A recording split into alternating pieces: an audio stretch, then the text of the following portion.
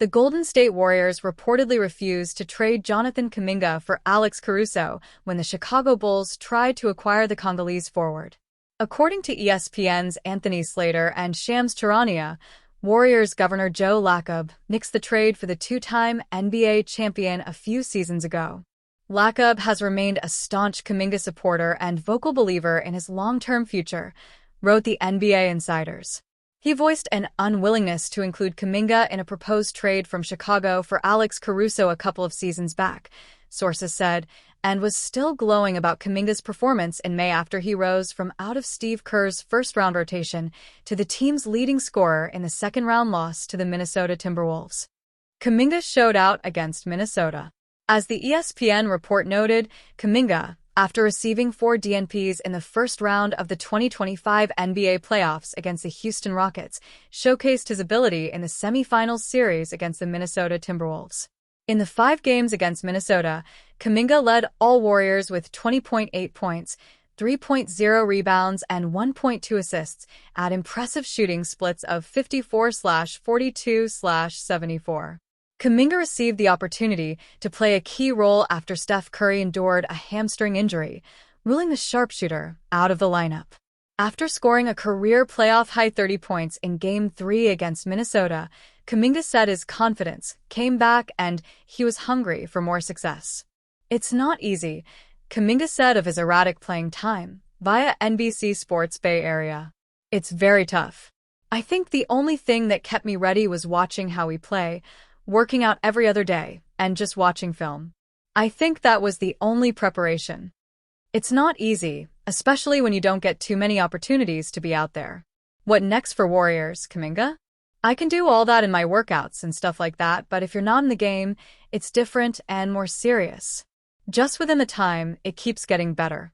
Like I said, I'm just gaining my confidence back," Kuminga said on May 10th. According to ESPN, the Warriors recently upped their offer to Kuminga from 2 years and $45 million to 3 years and $75 million, including a team option in the final year. However, the fifth-year forward remains hesitant to put pen to paper, with his camp insisting on a player option in the final year of his contract. Kuminga reportedly is still not sure about signing his qualifying offer, which would make him an unrestricted free agent in 2026. Kuminga's greatest leverage is the 1-year, $8 million qualifying offer, attached to an inherent no-trade clause, read the report. As the summer has dragged on, and the discomfort in these negotiations has grown further, Kuminga has warmed further to the idea. The decision to sign it could very well play out up to the October 1st deadline unless either side caves. The financial drawbacks are straightforward. Kuminga would be turning down as much as $15.3 million extra next season and risking a career spiral that never allows him to recoup that money. It has become an extension league, and Kuminga would be declining a larger set salary number to extend off into his next deal. Even if the Golden State Warriors and Jonathan Kuminga reach an agreement to start the season together, the young forward faces the same roster challenges that limited his role last year. The situation is further complicated by a long-running contract standoff, leaving the franchise and its veterans in limbo as training camp approaches. Roster fit complications. NBC Sports Bay Area's Dalton Johnson proposed a radical approach on the Dubs Talk podcast, suggesting that Draymond Green come off the bench to make space for Kuminga in the starting lineup until he gets traded. "That's the only thing that I can think of," Johnson said. "If you bring in Al Horford, you're talking about a stretch 5, which is what a player like Jonathan Kuminga needs, a big man that can stretch the floor. The only way this works roster-wise is if Draymond morphs into more of an Andre Iguodala role for his final seasons, or until JK's moved. Otherwise, the pieces just don't fit." Johnson added that while Kuminga and Stephen Curry can complement each other on pick-and-roll plays, combining him with Curry, Jimmy Butler, and Green on the floor creates spacing problems that are difficult to reconcile. Green, Kuminga's advocate. Draymond Green remains Kuminga's most vocal internal supporter, advocating for the young forward despite the logistical and strategic challenges. Green's defensive communication and ability to run Golden State's offense as a point forward are unmatched, and his presence is considered crucial to the Warriors system. No one on the roster, and probably not in the league, understands how to play team defense on the fly like Draymond does, NBC Sports Bay Area columnist Monty Poole said in the podcast, disagreeing with Johnson's radical suggestion. He is a defensive coordinator in real time. He gives the team offensive flexibility that JK simply can't provide.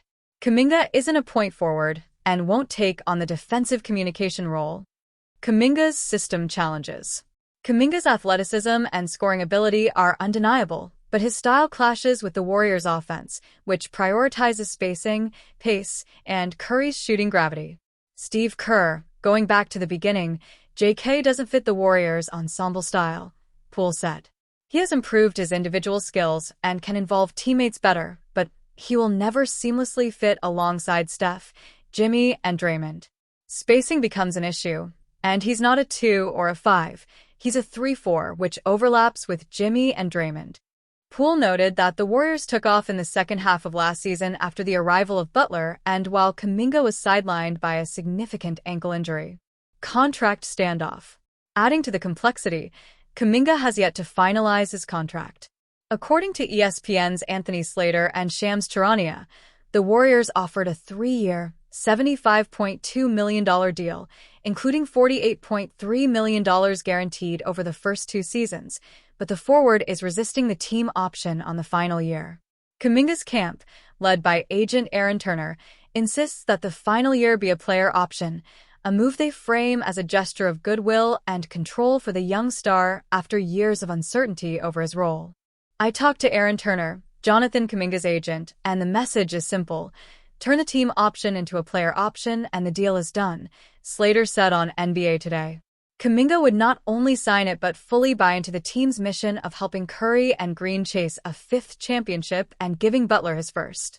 The contract standoff has effectively frozen the Warriors' offseason moves. Veteran free agents such as Horford, DeAnthony Melton, Gary Payton II, and potentially Seth Curry are waiting for clarity before signing. Golden State's cap space is limited, and without a resolution, training camp and preseason plans remain uncertain. An awkward season ahead. Despite the challenges, it appears likely that Kuminga will return to Golden State, at least for another season. No matter how this ends, it's going to be awkward, Poole said. The same spacing, defensive, and offensive issues from last season are going to exist. With training camp set to begin September 29th, the Warriors face mounting pressure to finalize Kuminga's contract and solidify a rotation that satisfies both strategic needs and the ambitions of their high-profile veterans. It's championship or bust, with Kuminga standing squarely in the middle.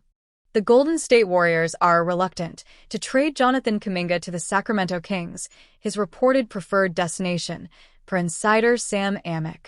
During his appearance on Sackdown Sports 1140, Amick noted that the Warriors fear that Kuminga could become a total star in Sacramento, which would prove to be a bad look for their ownership team and front office.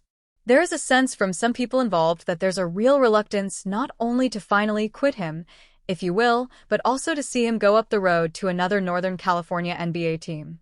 It's run by a guy in Vivek Ranadive, who used to be with the Warriors, Amick said, via Hoops Hype. And what if Kuminga blows up and becomes a total star? From a personal ownership dynamic level, there are some folks that feel like that could be playing a small part. Again, that's not really relevant, because these other things are the real obstacles. But I mean, Joe, like a lot of owners, is very involved, too. Kuminga prefers move to Sacramento. According to the Dallas Morning Journal, Kuminga really wants to play for the Kings since the franchise views him as an all-star and key building block for the future. Jonathan Kuminga really wants to play for the Sacramento Kings, NBA sources told Dallas Hoops Journal, wrote insider Ashish Mathur. Kuminga, a restricted free agent, has zero interest in playing for the Golden State Warriors ever again, sources said. The Kings told Kuminga they view him as an all-star forward who will receive a high usage rate under head coach Doug Christie, sources said. That was music to Kuminga's ears. In late July, ESPN's Mark Spears reported that Kuminga met with Kings GM Scott Perry, assistant GM BJ Armstrong, and head coach Doug Christie over a Zoom call, and came to the conclusion that he wanted to join Sacramento. It was noted that Kuminga was offered a starting power forward role during the call, exciting the Congolese player. Warriors roster concerned. The standoff between Kuminga and the Warriors escalated after the latter rejected multiple sign-and-trade offers presented by the Kings and Phoenix Suns. The Kings reportedly offered Malik Monk and a protected 2030 first-round pick, which the Warriors rejected. Elsewhere, the Suns built a package around Royce O'Neal that Golden State turned down, per multiple insiders. Last week, the Warriors reportedly tweaked their earlier offer of 2 years and $50 million to 3 years and $75.2 million, but were shot down by Kuminga's camp. Kuminga declined the offer, preferring a player option in the final year of his deal, despite the Warriors' insistence on a player option. The standoff has caused grave concern among Warriors roster members, with Jimmy Butler III reportedly reaching out to Mike Dunleavy and company for an update, according to NBC Sports Bay Area's Dalton Johnson. When is basketball going to take over? Johnson asked on the Dubs Talk podcast. That has to be the thoughts of, in my eyes, the 3 veteran stars, Steph Curry, Draymond Green, and Jimmy Butler.